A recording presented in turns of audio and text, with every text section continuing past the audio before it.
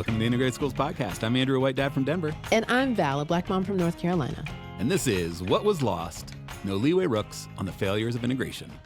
We got a heavy one today, Val. We do. It's a heavy moment in our lives as well. It is. Sitting with a lot of uncertainty, a lot of turmoil in the world, but coming together to talk about this conversation we had with Dr. Noliwe Rooks.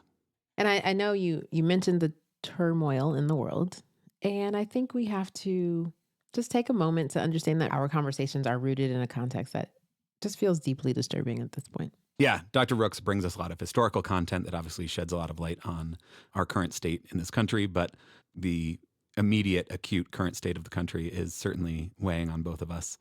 Yeah, and so we just encourage you to stick together. We know that the world is changing very rapidly, that you might be unsure about what's happening, that you might be deeply concerned about some things that are happening in your community. We are too. And so our guest today, as you mentioned, was talking to us about some historical things, but we see connections, obviously, to today, and history is prologue. And so I think this will be a relevant conversation. Dr. Rooks has been on the podcast before. She was part of our Brown v. Board series. She wrote an incredible book, Cutting School, in which she coined this term segronomics, about the kind of financial incentives that exist in our system to maintain segregation. And her new book, Integrated: How American Schools Failed Black Children, is really a deep dive at the harms that were caused by the ways that we went about desegregation, particularly to the Black community. So it was actually on the tour and her explaining her first book, Cutting Schools, where she was having conversations with Black communities that really challenged her own thinking and her own experience as someone who went to both segregated schools and integrated schools. And so the opportunity to go back into her family history to really understand more is how this book was born. Yeah, it reminds me a lot of Michelle Adams' book, who we had on, who also brought a lot of her own personal story to the table. And she really talked about the tension within the Black community at the time of Brown v. Board about whether or not this was really the right way forward, whether or not integration was going to be the tool that some people certainly believed it would be. And there were certainly other people who were concerned about what the implications might be, particularly to Black teachers and Black community institutions. Yeah. So this is a provocative conversation, and I think one that really asks you to question what your beliefs are and why you believe certain things and what is worth fighting for. I mean, we say we have nuanced conversations here. This is the Integrated Schools Podcast, and we are going to talk about the ways that past integration attempts have failed. So let's take a listen to Dr. Rooks.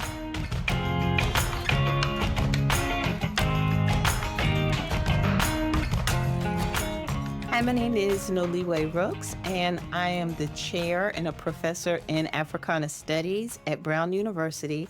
And I have a little bit of a fancy title, the L. Herbert Ballou University Professor of Africana Studies. Very fancy. Beautiful. Well earned. And you have a new book that just came out called Integrated: How American Schools Failed Black Children. Yep. I'm wondering, to start, can you tell us about Williams Elementary in Clearwater, Florida? It was closed in the 60s. You grew up playing in the ruins of it. Tell us the story of Williams Elementary. Yeah, Williams Elementary School was a segregated Black school built on a Black cemetery given to a Black community, but it's built on the bodies of Black people. To get the land, they went to a local church and asked for the land next to the church, which was a place that Black people were buried. As city officials promised, we'll move the bodies. And people believed that, but a local grave digger, Mr. Larkin, told a reporter in 2020 that he knew there were more bodies under this ground, that everybody knew it, and no one would listen to them. So they built this school that ends up being central to a Black community and to the ability of Black children and Black people to create safety and community and learning and space for Black life. And it's called Williams Elementary School. Yeah, I found this story of Williams as such a compelling way to frame what is ultimately really a story about your grandparents, right? Yeah, thank you for that. Any opportunity to talk about my grandparents, which is the story of Williams Elementary, and to talk about Black educators at that period in what a lot of people call the nadir of Black history. Rayford Logan in particular coined the term.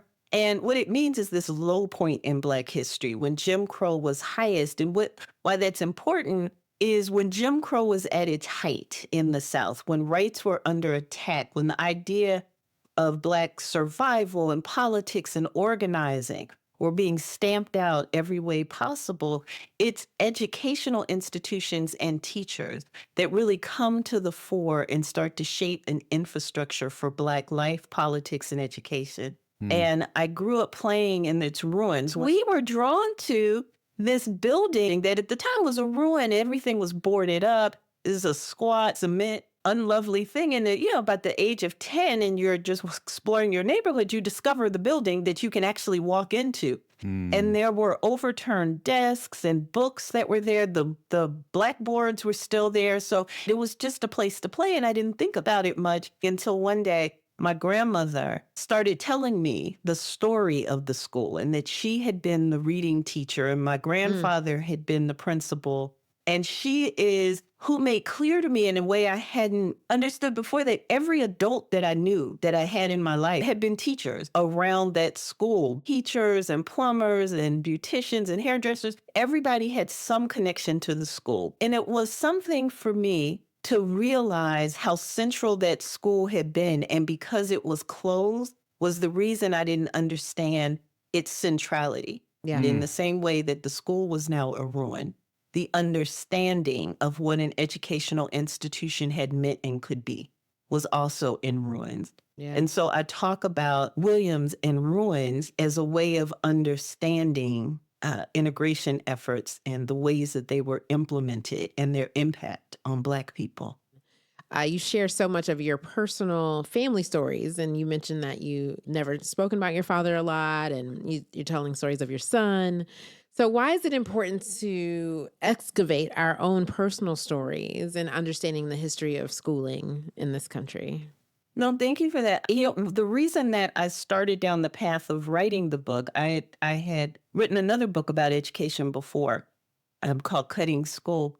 And that book is about privatization and segregation and the kind of ecosystem of funding. It was published during a real rise in the school choice movement, charter schools. And so I was having a lot of conversations in church basements and in schools, in people's living rooms. And I found myself constantly kind of in this battle where I was saying to them, integration is good. We were all happy when integration came. And people were saying things to me like, but we had great teachers in the Jim Crow era. Why are you saying that all the schools had to go? What I came to understand is my understanding of my family history actually was pushing against what I was saying. So that's why I had to start to include them. Because I knew my grandparents, I knew they were great teachers. I knew they had been teachers in the Jim Crow era, and I had been out in public with them, more importantly. And I knew that people in the community appreciated and valued what they had done. People would regularly come up and say, Ms. Rooks, my grandmother, who was a reading teacher. Regularly, people would thank her for the time and attention. Or regularly, my grandfather, who taught political science, but then ended up being the principal at the Black high school, would regularly thank him for his intervention in different kinds of ways. And I didn't really think about it, and I didn't connect it to this idea of integration. And so the family stories are, for me, in dialogue with the ways that we understand the history of education because they nuance them. It's not just my family. My family, I think, stands in as a representation for other families. That's one story of what I know to be thousands. Right. Yeah. But the big story of it was there were educational institutions flying high, educating Black children. Yeah. And those teachers knew it, and those children knew it, and the community members knew it. Right. And so how it is that I, in publishing that last education book, was only able to talk about Black education as something that had been controlled, destroyed, needed to maybe be improved, but never actually told the truth of what was happening in many of those schools, which pushes back against this idea that comes out of Brown v. Board in a lot of ways, that schooling was subpar, that children were being harmed, that the teachers were not good enough. And so this book is my attempt to understand my grandparents' reality, how that impacted my father's, mine, and my son, our educational trajectory such that my son is completely integrated. He doesn't know a Black educational system. He had one Black teacher in the 3rd grade. There's so many things he will never know, but that he grieves that sense of community, and that we as his parent grieved for him the ways that we had to advocate for his humanity regularly. That was less true for me, who experienced both segregated and integrated education. And then from my grandparents, who had no idea. They had no idea when they advocated for integration that it would be the destruction of Black communities. None. That Right. wasn't the argument that they were making. They wanted the opportunity to prove the lie of Black inferiority, that these blanket prohibitions against letting Black children in white institutions, what that meant. Right. They knew that to be a lie. And for those who wanted to move in those areas, they wanted that to be possible. They did not mean that they wanted to give up what they knew was working. And as the disconnect that I was having as I stood in those classrooms and talked to Black parents and Latinx parents often about this pull, what it means to send your babies to hostile territory. And they felt like they were sending their babies to hostile territory and being told that's the only way they can get where Right. you want them to go. There's no other path that's going to get them there but this. And I knew it was a lie. And I turned to my family Yeah. to prove the lie. Yeah. And you write on page 10, indeed, the only difference between white and Black schools was the value placed on the students educated there. Yeah. One of the things that's surprising to many people is how against Brown v. Board Black people in Topeka, Kansas were, which that's the school district, Brown Board of Topeka. Right. Right. And the thing about Kansas schools is the ways that they dealt with not wanting to educate Black and white kids in the same building was they made all schools separate but equal. But unlike in the South, in Kansas, the schools that educated Black children were actually equal. The buildings were as new and strong, had the same HVAC, were laid out in the same way. They were in fact comparable to what white students had in infrastructure, curriculum, books, labs, all of it. Black people in Topeka and across Kansas, I thought things were working pretty well from an educational standpoint. And because things were working well for their children, a majority, 56% on the eve of the decision, we're kind of like, we're good. But what's missing? But what is it that we feel we have got to have that this integration is going to bring about? They said, this is our livelihood. Oh, This my is our gosh. jobs. These are our children. This is our community. And whatever idea they have about segregation as the weapon, as the thing, they thought white supremacy and some other things were at issue, but that segregation was the thing. They were like, you're going to damage us in ways you can't even acknowledge. So at its inception in the courts and it as a kind of project, it was deeply contested and Black people were deeply divided about it. It's a story that well contextualizes some of the feelings that can go along for a lot of parents with sending their kids to schools where they are not in their neighborhoods. Yeah. They're not known. Right. They're not nurtured. They're not seen as human beings. The things we talk about, good teachers that like to see a kid and are able to find the little spark, the little gem that other people can't find and pour into them. That was more difficult for white teachers who were not used to Black children, who were quite frankly afraid of Black children. Integration has a complicated history. And as we see in our present with the education and undereducation of so many kids and the purge of Black children from elite college campuses, it's unfinished work. How do we turn these educational institutions into mutually beneficial spaces for people across ethnicity, race, and gender? Yeah. I no longer believe they didn't understand Black children. Oh, what do you think? Tell me. I don't know. Like, just looking at this moment now, it's not something they don't know or understand. I think these are choices about the value, like the sentence that I read to you about the value of Black and brown children. And when I went to college for educating young people, no one's like, here's how you teach white children. Here you go. Here's the blueprint. And yet apparently we feel like we have to do that with Black, brown, and indigenous children all the time because we just can't get it. These are all things that I didn't know. I mean, this is why I'm an academic, and Yeah. I'm an academic because I'm a nerd. So there are certain strings that I end up kind of pulling. And my mother told me, I was asking her about my grandfather. She said, he's a member of the NAACP. He fought for integration. But she said that he told her once, but daughter, I don't think they're going to love our children over there. And I'm not sure what to do with the fact that we are sending our children to people who won't love them. Right. So even as he understood the rightness of the argument against Black inferiority, Yeah. he understood love as a central component of education.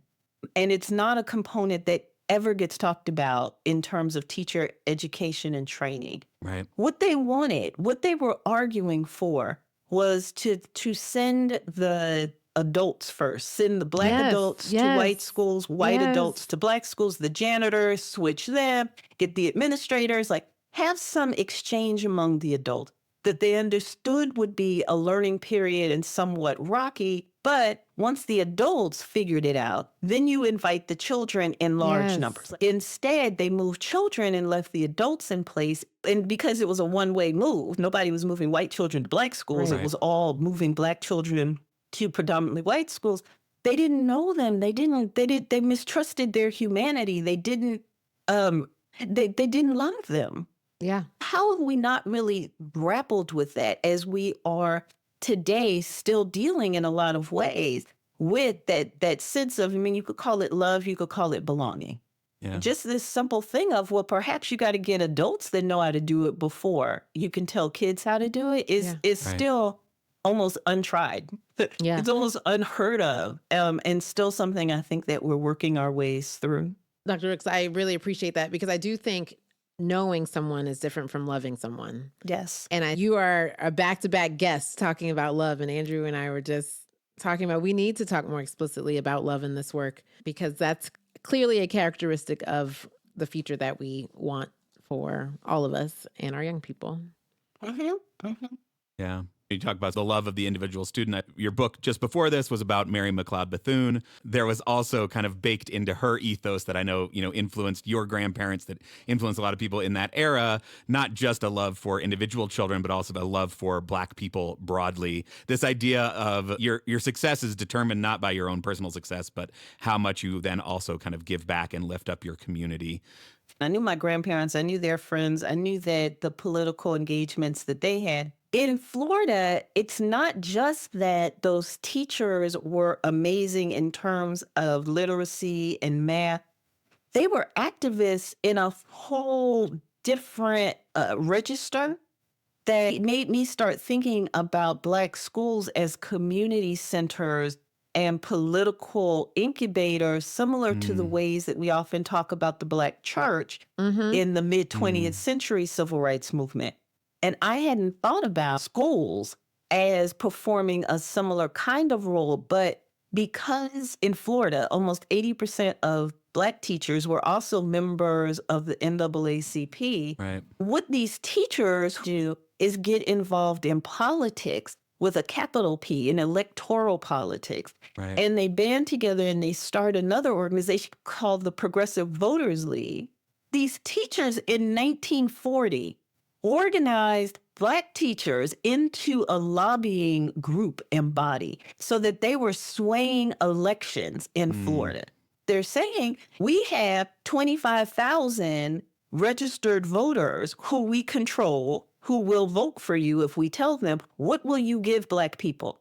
What is it that you can promise our constituency? Right. And you had white politicians living up to the promises they had made, where you had never seen it in Florida. It just never happened.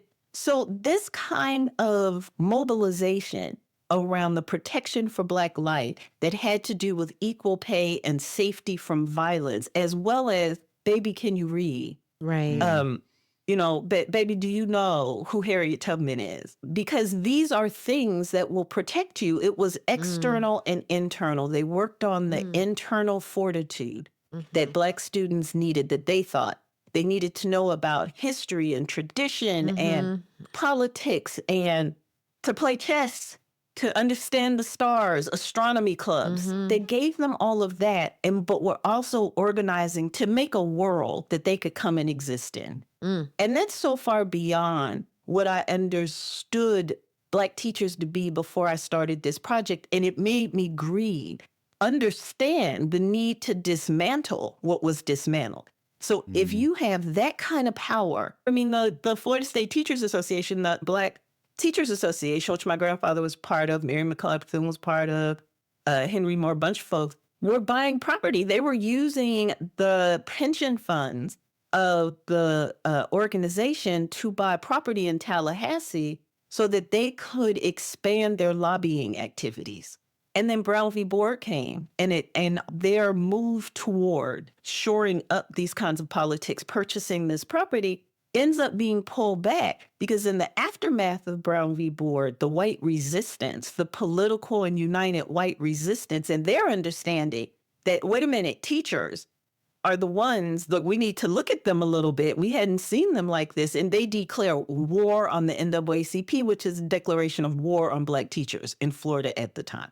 Because 80% of them are members of the NAACP already. Yes, and they got that. And they went after Black teachers because they understood that Black community and Black politics, that Black power in a whole other register than Stokely Carmichael would utter it some decades later, was located in Black schools and Black teachers. And I don't think that Florida or elsewhere that we've recovered from that fully. Right. I mean, like you were saying, the teaching was not just about math and reading and science, but was also about activism, was also about, the fortitude to go out and fight for a better world, not just for yourself, but also for your whole community. And yes, you can imagine the fear that would instill in the white power structure to say, oh, wow, look at how quickly things are changing. Look at how much power is being consolidated in this place. What are we going to do to undermine that? Yeah. I'm from Florida, and it was wanting to be in conversation with my grandfather that sparked my own dissertation effort. He was a history teacher after coming back from serving in the military, and he drove officers during the Nuremberg trials, came back and went to school at Bethune-Cookman. Okay. Before becoming the first director of Head Start in Sarasota County. Wow. And so, but as you were speaking, I was like, man, I am so thankful for my Black AF education in Florida. Because I felt so centered in my identity and loved in that. And although it is very obvious we didn't have the same resources, I wouldn't trade that for anything, and I felt whole and I felt loved and I felt seen. And yeah, we only had a handful of AP classes, but I'm here. I'm Dr. Val. And whenever I'm thinking about the decisions I have to make for my own children, I don't want to sacrifice their wholeness. And that was why I made the decision I've made for their own schooling. Am I disappointed in some of the opportunities they have? Absolutely. Do they have a strong sense of identity and feel loved? They do. And I hate that it's one or the other that and I have to decide. that is the hard choice. You can choose to spend all your money and live in a upper middle class, wealthy neighborhood and send your kid to a school in the community, but you're basically paying for it with your taxes, and your kid very often will be what I call an only lonely, which I experience, my son certainly experienced, where there's a handful. Yep. And you feel it. Yeah. It affects you in different ways. And my husband and I, as both educators and people who had attended integrated schools ourselves, we could help him navigate that. That's what I can do, right? That's the privilege that I have, right? I knew enough. And so the way we know how to keep him safe, that's it, is for him to understand the unequal and inherently unequal power dynamics that he's entering. And him being a child is not going to protect him from that. That's what my husband and I believe deep him. But these are the ways we had to talk to our child so that he could survive in these elite spaces. It worked. He's healthy, he's sane, he's whole. He has a good racial lens analysis. He understands those dynamics. He's got a job.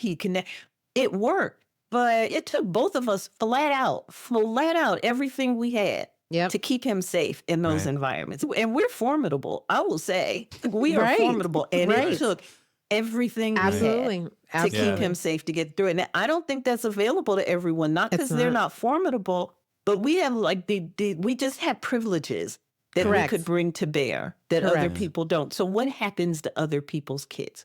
Yeah. You wrote, I remember how fully we as a family came to understand that schools were places of great opportunity, and at the same time that Black children required layers of protection to survive them whole. You know, Lynn Posey Maddox has a piece about no choice is the right choice for Black parents, that you've got either the sort of resources and academic opportunities or their soul. And, you know, which one are you going to try to supplement? Which one are you going to try to be the buffer, provide those layers of protection? And this is why I feel that period that I'm engaging, the pre-civil rights, pre-Brown v. Board, Black educators and Black education, because they had to build and inspire and ensure that Black children understood who they were and could be and who other Black people had been, Right. if they were going to have any chance of surviving the drumbeat of negativity about Black skin and Black culture. And so they tried to build up hard, you know, with the cultural significance. They built up the children as best they could. And I talked about how my grandfather was an educator, but he had a driver who carried a gun. He basically had a bodyguard. He got death threats. The Klan were burning crosses on the front lawn because, again, they understood education. The Klan is not coming to burn a cross on your lawn really because you're teaching children 2 + 2 = 4. They may not like that anyone's teaching them that. They may wish you were teaching them 2 + 2 = 5, but no one's going to actually come and try to tear down everything because you have taught them. But they will, that you taught them you are a human being, that you are worthy of, that you come from people who have done and been, and you too have the right to do and be. That people teaching that, they will burn a cross on That's your the line. threat. So having that full sense of what teachers were, who they were, and the worlds they were creating, I think is one of the contributions that this book makes. And you have to see this as a part of what integration destroyed. We know what it built, but what did it destroy? And we have to pay some attention to how few children, actually Black children, from the 50s on, have been able to benefit. Like, we have this idea that, Brown v. Board came in and now everybody has the opportunity to go to high quality, high performing schools for Black children. That is just not the case. Right. And has rarely been the case, to devastating consequences. Yeah, it's like the story that gets told about the progress focuses on the exceptions, focuses on the people who made it out, the people, you know, you made it out. Me, I did, yes. Yeah, you had this family, you know, everybody in your family had been educators, grandparents who were deeply involved, this kind of upbringing in both integrated and segregated schooling, and a lot of grace, a lot of fortunate opportunities that kind of led you out. And it's easy to point to that and be like, well, look, like if she made it out, then like the system must be working. But I think that what your book really highlighted for me was the way when we focus on those stories, it allows us to ignore the ways that then the white power structure dismantled all of the things that let that be possible in the first place, right? So the teaching core that your grandparents were a part of that gets obliterated in the wake of Brown. There isn't the same Black church, Black neighborhoods. These institutions have been obliterated in the wake of that. And that was the part that I think I had, you know, I knew some of those stories. We had Leslie Fenwick on talking about the loss of Black teachers. But I think what feels, and maybe it's just this political moment, but certainly feels to me a much more like intentional mothers of massive resistance, you know, undermining of these institutions. That is the cost that came along with that. People will easily say, we should just make sure we train and hire more Black teachers and that will fix it. But I'm saying there was something much more comprehensively that was destroyed. Right. It's not Black people with Black skin teaching. Not all Black people actually like Black children. So, like, this is the thing. I'm kind of like, there was a moment where there were communities that understood, knew, valued, liked, and loved Black children, and they built from there. Yeah. It was not the Blackness that was the love was inherently there, because not all Black people are good for Black kids. I'm glad you said that, because I don't want our white and other non-Black listeners to feel like they can't be good teachers to Black children. They can absolutely be good It's teachers. about the love. It's about the love. It's about seeing that value. And so I'm really glad you said that. Yes. your story is one of success. You made it out. Your son is thriving. Your father had a TV show. And yet, reading the book, it does not feel like a triumphant story. I feel like there's some piece of that kind of, Mary McLeod Bethune ethos that your grandparents had, that like your success is not just about getting yourself out, but it's about elevating your community. I don't think there's any piece of any story that I tell that does not have the seeds of hope in them. There's always some people who are organizing and thinking and trying.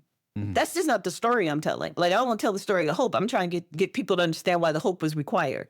But in telling it, I think that there's enough to sort of point toward what it takes to build. Where I come down is to go back to this thing that white communities have fought for, neighborhood schools and community schools, and Black people have fought for as well, but always generally been told it is to your best interest to put yours on a bus and have them go farther away.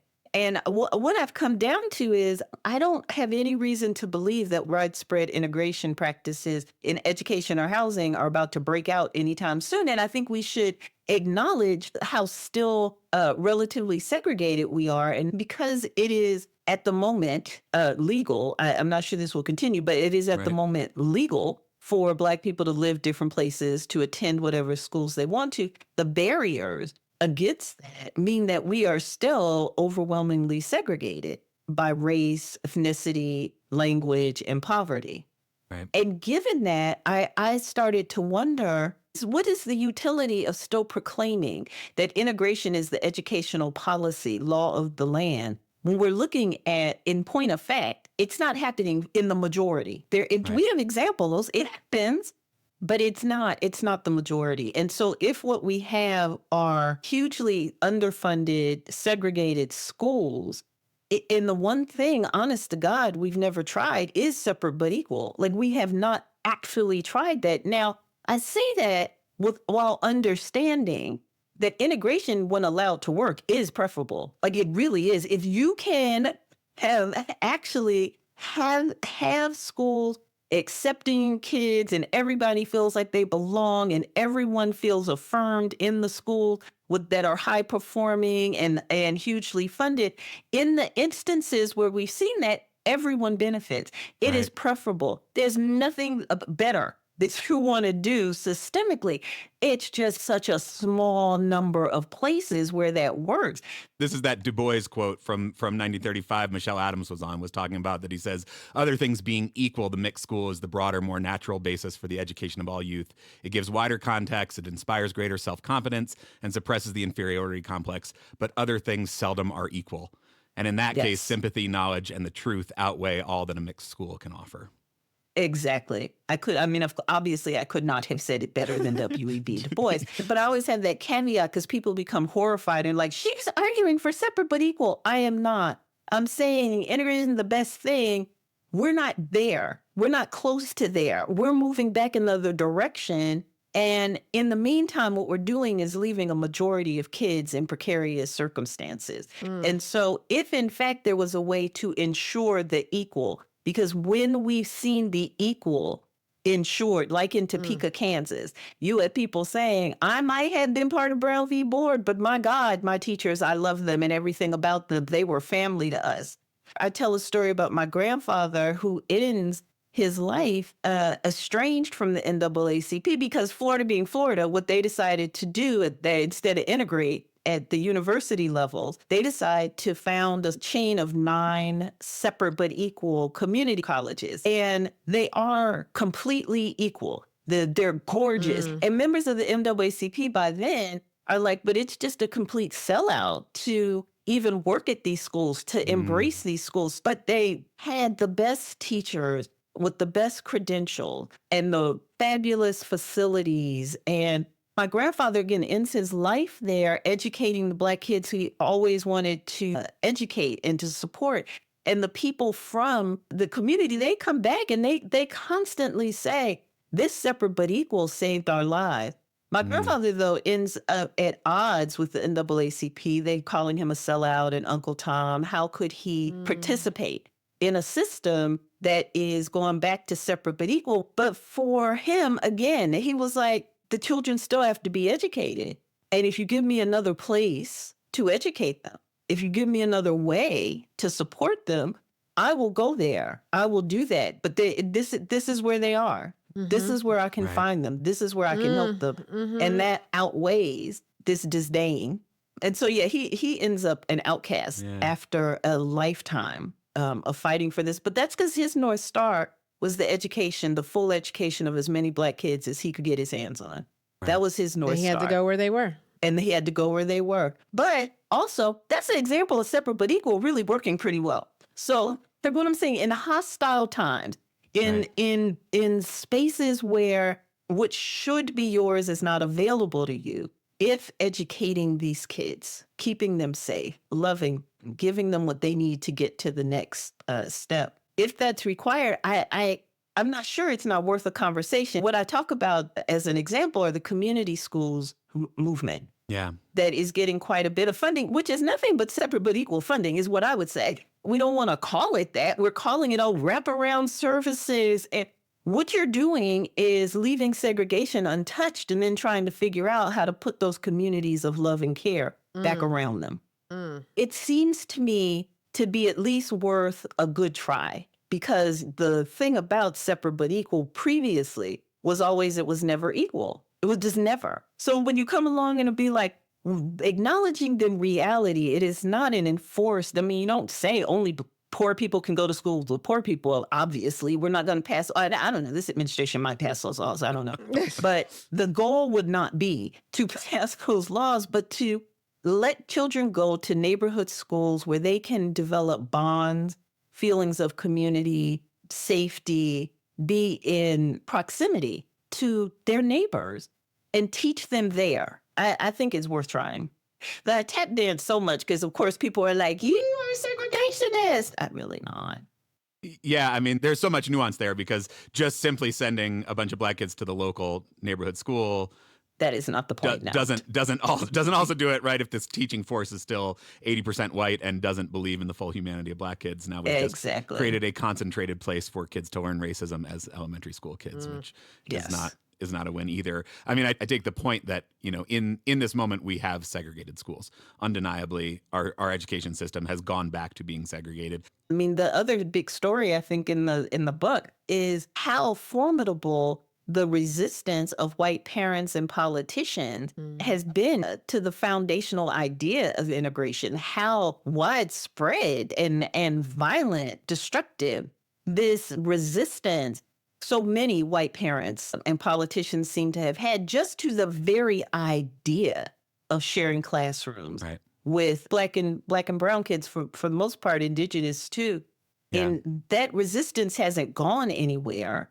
Here's what we've learned, if nothing else, trying to force white parents to do this thing that they feel is not in their best interest of them or their children. They're saying, I have to protect my children and their futures and their educations. And there's no parent among us that does not understand that protective kind of thing. Now, they're wrong-headed and racist. I get that. But I understand the impetus in a strange way. And some of it is just naked white supremacy. Probably all of it is naked white supremacy. It may be partially clothed white supremacy. Yes, there may be a little bit of clothes. You know, it's white supremacy in a suit. I mean, this is the most insidious part of it, is to me that I feel like, you know, so much of our work is about trying to kind of unpack and uncover is this Elizabeth McCrae's Mothers of Massive Resistance idea that we've put a nice suit on it.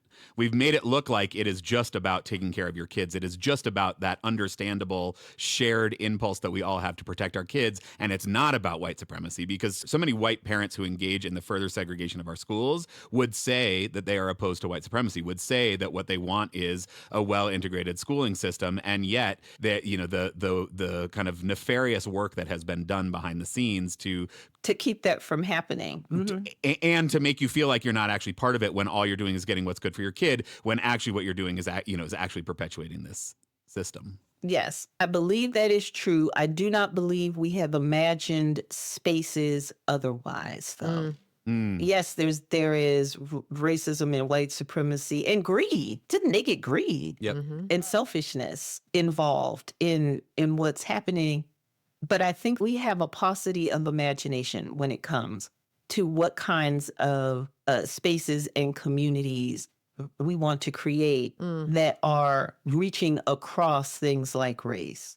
And what it comes down to in the United States, at least, is yes, white parents profess desire for things like integration, but they never, ever want to be forced to do anything. So you will regularly find people who say they support all of the goals. They just don't support any workable method, any of them. They don't like busing. They don't want suburbs to have to participate. Right. They don't want to redraw district lines. There's nothing they want to do to make it happen. I mean, that's what we try to do every day, right? Is like, I've opted out of my neighborhood school and sent my kid to a school where she was the only white kid in the kindergarten class. I voluntarily desegregated my kids. That's integrated schools, the theory of change. And as a former member of the board, I'm sympathetic to it. I think for those white parents who want to do that, kids benefit from being in those environments, but it's all voluntary. And there's a paucity of people interested in doing it. But it's something. And in the face of just nothing, it's something. But how do you scale up something that might actually benefit more kids? I'm actually wondering if actual separate but equal wouldn't be it. But of course, the fear there is it might start off separate but equal, and then, they're back to underfunding you. Although then I don't know that you're in any worse shape than where you started. So what's the path from separate but equal to multiracial democracy?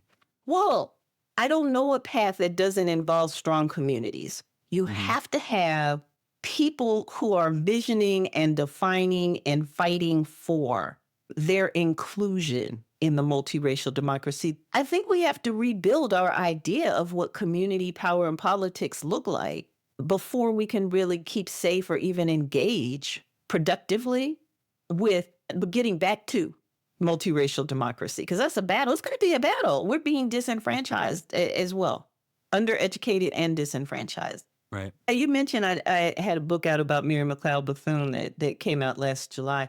It's kin For sure. to this longer one. Yeah. Because the Bethune book is just in praise of Mary McLeod Bethune in all kinds of ways, because I believe you can't do that enough.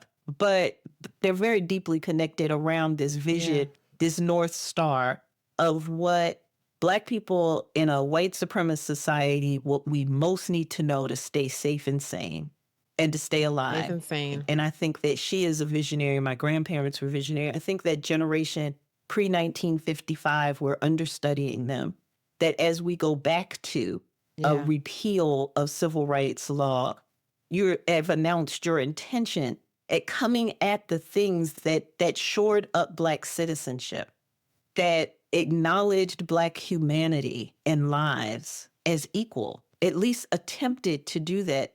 To be in a period where they're dismantling that is to ask the question of survival back in that period when we were not considered citizens, when we were here walking and breathing, but going back to the Taney Court, saying the Black man has no rights that the white man is bound to respect. What does it mean to have to teach children in this moment of change that you were citizens? There were rights that white people had to respect, that we won. But to take that away and then say you have to teach children to survive now, here, where we've known it and now not, that's tragic to me. But I think that group of folks, I think that there are people who live through this, and that's something to teach us. We need to know them. We need to know them. We need to find them, and we need to understand what they can offer us right now. Because what they offer is not just for Black people. They're offering the nation. They're offering democracy, multiracial democracy. They're offering the United States a way forward. That's what I'm lifting up. I really am. It should be hopeful, but you got to drag through an awful lot of scary to see it or get there, I think. Yeah. This is brilliant. Thank you so much. It's been a fascinating conversation. The book is spectacular. The book before that, the Mary McLeod Bethune book, is also spectacular. You've been such an inspiration, certainly to Courtney McKitton, who founded the organization, to me over the years. Really grateful for your time and for coming on. Thank you. Thank y'all both. This was great.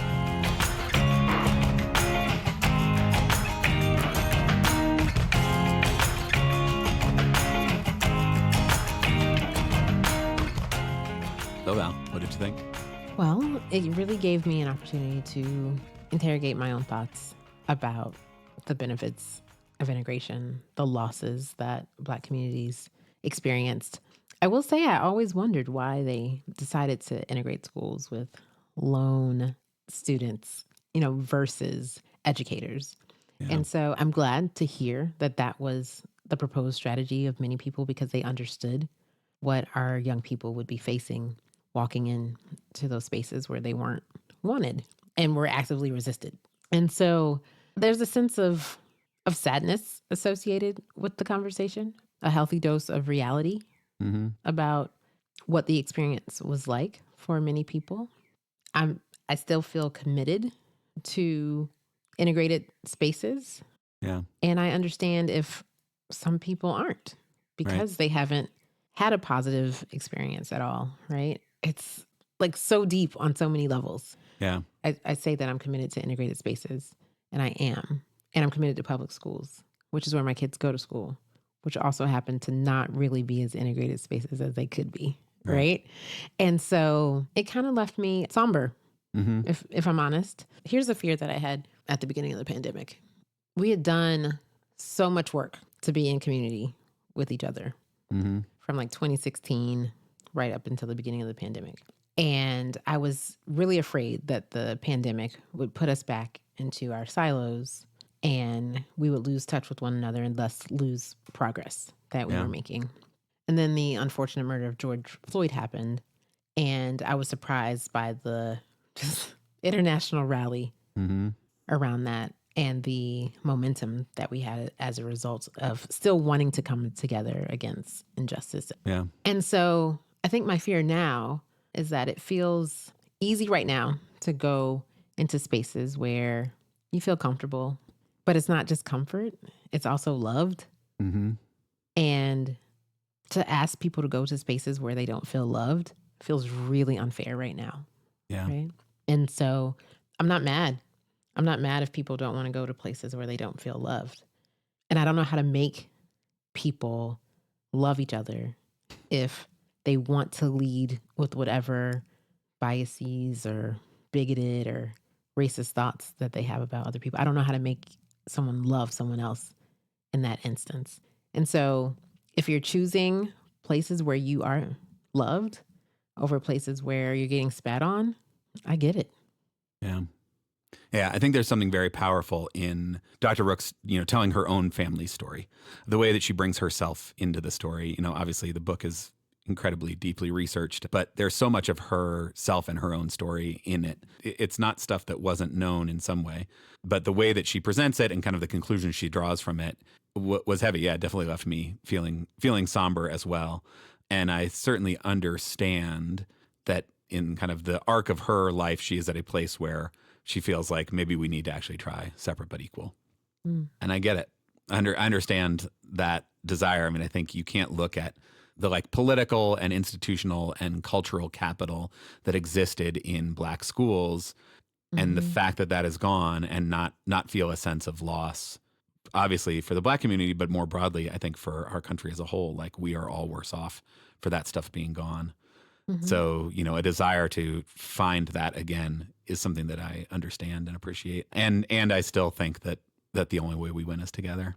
I think about something that Dr. Vanessa Settle Walker said. Somebody asked her, shouldn't we just go back to separate but equal? And she basically said there's nothing to go back to. Those institutions were destroyed. The networks of Black educators that existed then have all been undermined. And so, what does it look like to take seriously that loss, to try to rebuild some of that cultural and political and educational capital, given where we are right now? And I don't know the answer to that. I recognize this moment as a storm that we need to move through as we're seeing shakeups in power. I don't feel surprised. And I also recognize that those systems haven't worked for everyone. Right. And in fact, may have even caused some harm. Right. To certain communities. The most radical of our friends talk about, burning it all down. And if we're honest, it's all being burned down currently. And that, believe it or not, gives me a little hope. Yeah. Because what we did wasn't working. Yeah. I think this is why I think it's important to grapple with Dr. Rooks' book. And, she talks about her grandparents' generation, Mary McLeod Bethune, like all these people from that era, and how in some ways they're understudied, and that we really need to look to some of the things that they were elevating as important in that era. Because I think you're right. Like, where I take hope when I'm able to find hope is in the idea that we could rebuild. And if we could rebuild, we have to do it better than we did in the past. And I think that's where, like, really grappling with the harms that were caused by our past attempts at desegregation is important, because if we have the opportunity to build something different, we have to build something that is better. We have to build something that takes seriously the losses that came from our past attempts. I think there are a group of people who say, like, this system wasn't designed to support all of us. Yeah. And so we need to start over. Yeah. What struck me, again, and this has been a theme recently for us and our guests, is talking about love. Yeah.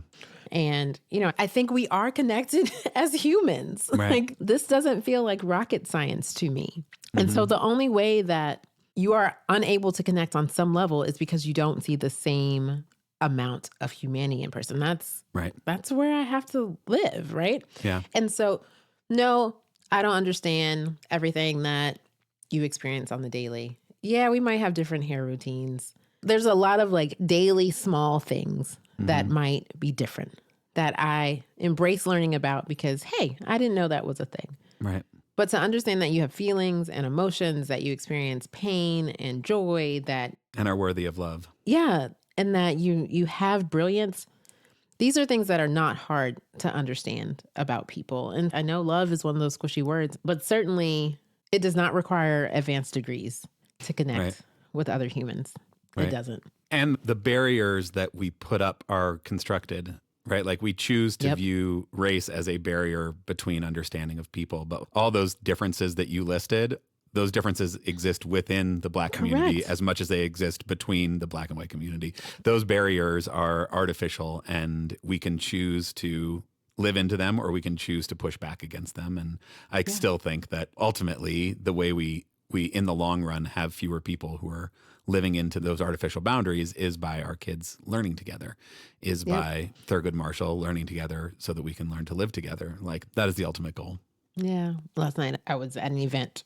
I made a buddy, a little Latina first grader, and we were doing some work together. And the facilitator asked the young people what they wanted to be when they grew up. And she was like, I know what I want to be when I grow up. I was like, okay, tell me. She's like, I want to be a teacher. I said, well, you raise your hand and you tell them you want to be a teacher. So her little hand shot up and she was excited to share that she wanted to be a teacher. The joy is innate. The desire to connect is innate. Yeah. Bless that little child. I said, how old do you think I am? She said 25. I said, you. No wonder dear, you like her so much. You dear can be whatever you want. But again, like, that was me sitting down next to a smiling kid who just wanted to share her dreams and what she was excited about and her artwork and her ideas and ask me questions and be genuinely curious. Yeah.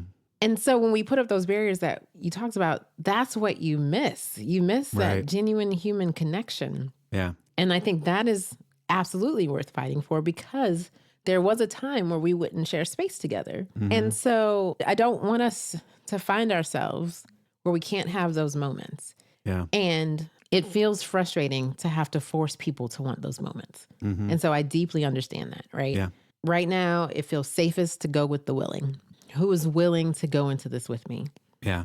And to try to have a critical enough mass to convince people that this is a better way. Look at how much better it is. Yeah. Look how much better it is. Right. Yeah. I mean, that's certainly the hopeful piece, is what's possible on the other side of it. And I think the hate and division and forces pushing us apart are strong and feel emboldened right now. And I still believe that burns fast and bright and burns itself out, that eventually in the long run, love wins. And so we have to figure out ways to connect with love. We have to figure out ways to love each other better. We have to figure out ways to get into community with each other and love each other, which I think is whenever possible about being in the same physical space with people. That the social media version of love does not sustain you in the same way as being in community with people, as sharing space with people, as finding that real shared humanity with people.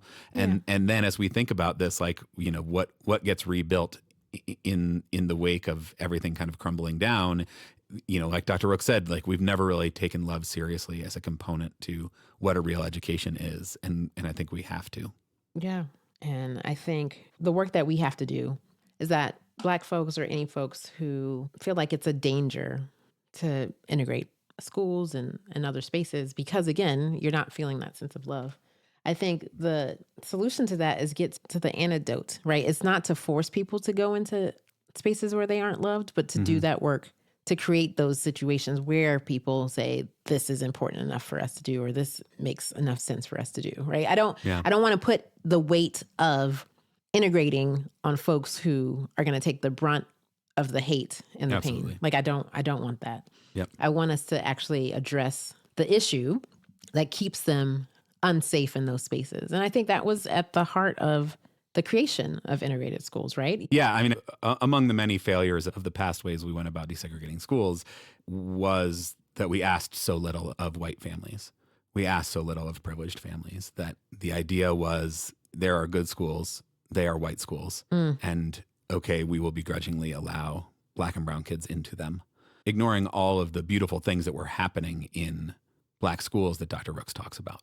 All of the, you know, ways that teachers were inspiring kids, were giving kids the tools that they needed to survive in the world, were encouraging kids to become advocates for their communities, all of those things that we lost in the wake of that. And Integrated Schools' mission from the beginning has been to shift where that burden, to say, ultimately, we only win together, but the way we get to together can't be on the backs of Black and brown families. It has to be about white families choosing to do something different, and not to just show up somewhere different, but to show up in that place in a different way. And some would argue we're still not asking enough of white and privileged families. And I think that's a fair argument too. Yeah. Plenty of work still to be done. I'm very grateful for Dr. Rooks for this book, Integrated: How American Schools Failed Black Children, for her unflinching look at this real history and the ways that it shows up now, and for elevating the voices of people like her grandparents and her parents. And her book before Integrated, which was called A Passionate Mind in Relentless Pursuit, The Wisdom of Mary McLeod Bethune, also definitely worth getting and reading. There'll be links in the show notes to our bookshop.org site where you can support local bookstores and send some money back to us, but really highlights these, as Dr. Rooks said, sort of underappreciated figures of the civil rights movement, because I think they really have a lot to teach us in these times. Absolutely. And so we encourage you not only to continue to get your read on, but to also share the podcast, share what you're learning with others, do the hard work of engaging in nuanced conversations around these topics. That's the way you deepen your own learning and make it real for you. Yeah, this was a heavy one. Certainly left me a bit somber after the conversation and revisiting it, but I'm really grateful for it and hope that listeners, that you got something out of it as well. If you did join our Patreon, patreon.com/integrated schools, you can throw us a few dollars every month to help keep this work going. You can also join us on IS Plus if you're listening on Apple Podcasts right in your app. That's not the only way that you can support the podcast. You can also donate at integratedschools.org. There's a red button that says donate. We would appreciate all of your donations that keep our podcast going. And we want to hear from you, listeners. What did you think? What are you grappling with? How are you finding love in challenging times? Send us a voice memo, speakpipe.com/integrated schools, speakpipe.com/integrated schools, or our website, integratedschools.org. There's a little leave us a voicemail button. You can click on that. Or you can just email us a voice memo from your phone to podcast@integrated schools. We want to hear from you. Thank you, Andrew. Thank you, Val. This was a heavy one, but I'm really grateful to be in conversations like these with you as I try to know better and do better. Until next time.